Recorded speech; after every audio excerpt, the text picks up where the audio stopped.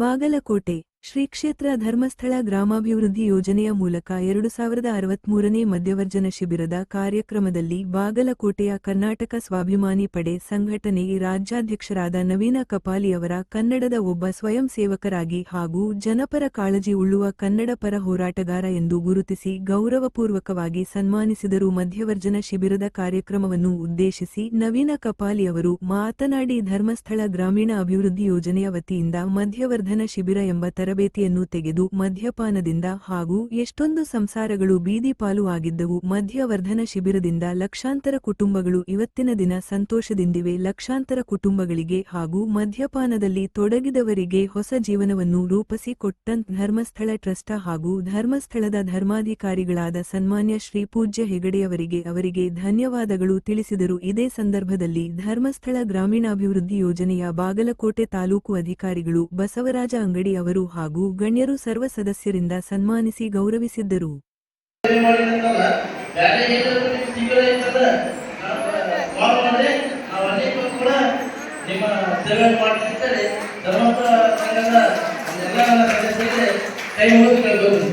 ಕೈ